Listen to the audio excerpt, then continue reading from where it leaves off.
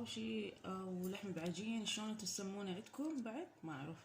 اول شي راح نحط اللحم مكعبات وفلفل اخضر وبصل احمر وبصل اخضر، نخلي كل شي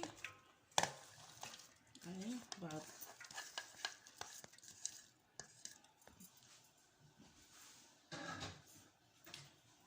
وبالنسبة للبهارات هسه اول شي راح اخلي كزبرة ناشفة، كمون، وهاي كل البهارات مطحونة، شوية فلفل اسود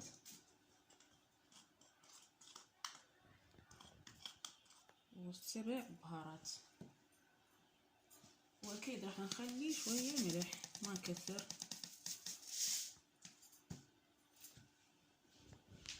وياه قليل من اللمندوزي او يعني اي حموضة انتو تردون.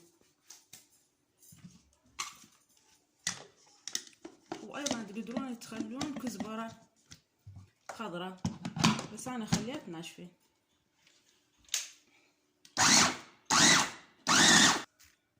هذا هو بنات. تقدرون ايضا تضيفون عليه دبس الرمان اذا يعجبكم، يعني حسب الطعم اللي تحبونه انتو. ونقلبه ونتأكد ان كله اندمج سوا.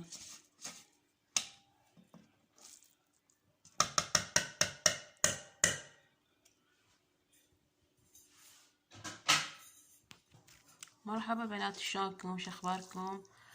طبعا اليوم انا ببيت اختي وراح نسوي الحواوشي المصري، هاي الاكلة الطيبة، فابقوا ويانا وشوفوا شلون راح نسوي هاي الاكلة.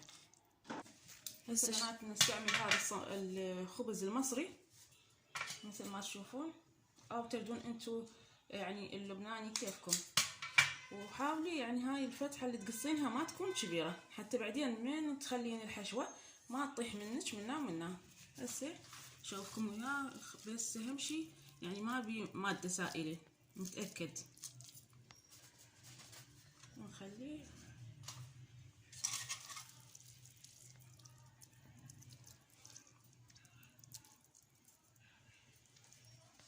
هسه تخلين الكمية اللي تردينها وتضغطين بهذا الشكل.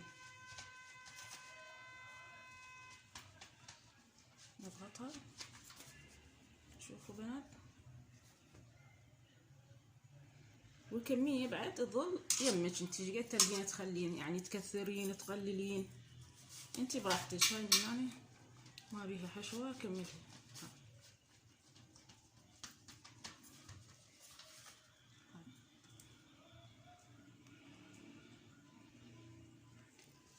اكو ناس يعجبها تخلي يعني فلفل علوب، يعني كل واحد وبراحته، يعني حسب الذوق، اذا انت رايدة تخلين بعد وياه علوب فلفل عادي، يعني حتى لو حار عادي. اي حتى لو حار فلفل حار عادي حسب الرغبة. اكو ناس تحب يعني سبايسي، اي الاكل سبايسي الحار فعادي. هاي تبقى حسب الرغبة. الملوحة او الحموضة اكو ناس يحطون، احنا نخلي لمندوزي، واكو ناس تخلي دبس الرمان.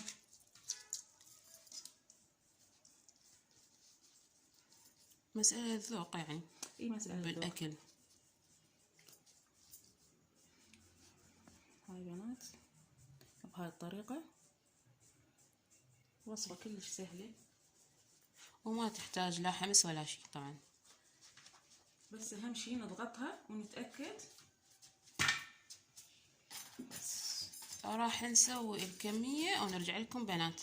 هسه نخلي شوية قليل من زيت الزيتون او اي مادة دهنية انت يعني تحبينها وتفضلينها، الشي كلش قليل هذا الشكل.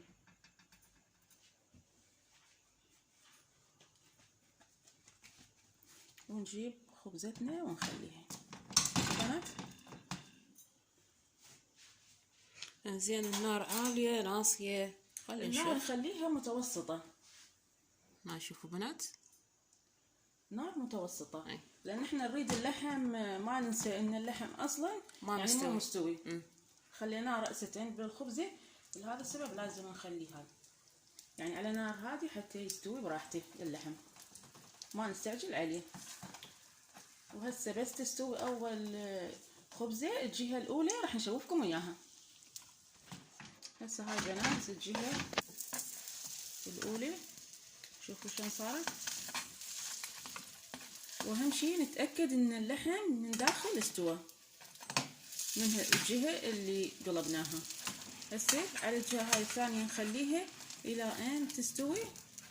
شوفوا بنات هسه ما جاي اقدر اشوفكم اياه. نكمل باقي الكمية كلها ونشوفكم الشكل النهائي ان شاء الله. شوفوا بنات، تحتاج شوية زيت، خلينا له زيت الزيتون اذا احتاج يعني. طبعا يا بنات انتم براحتكم، تريد تخلون زيت الزيتون، رايدين تخلون زيت او تخلون سمنة، كيفكم براحتكم. يا بنات هذا الحواوشي ياخذ مادة دهنية واجد، يعني جاي اقلكم. والله خلي نقلبها على الصفحة الثانية. هاي قلبتها، شوفوا يا بنات.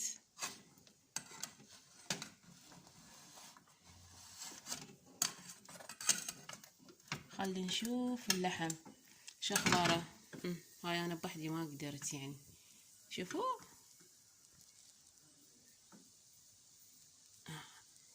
جاي يستوي. وهاي يا بنات خلصنا الحواوشي. طبعا كل ما تطلعي لك يعني قطعة او خبزة من هاي الحواوشي تلفينها بهذا القصدير بهاي الطريقة. شوفوا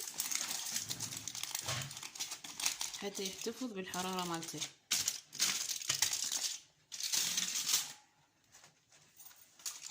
نشوفكم هاي حارة.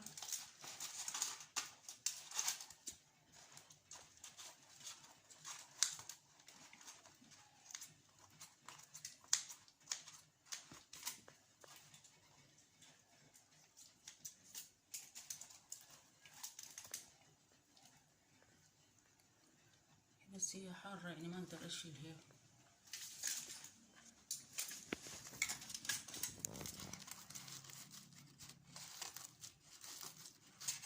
هو لازم شوية يبرد بنات. هذا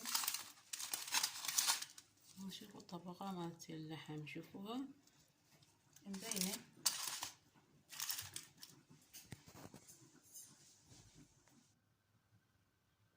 ويا بنات بعد ما خلصنا هذا الحواوشي مثل ما جاي تشوفونه، جربوه وسهل وبسيط وما يحتاج له يعني وقفة.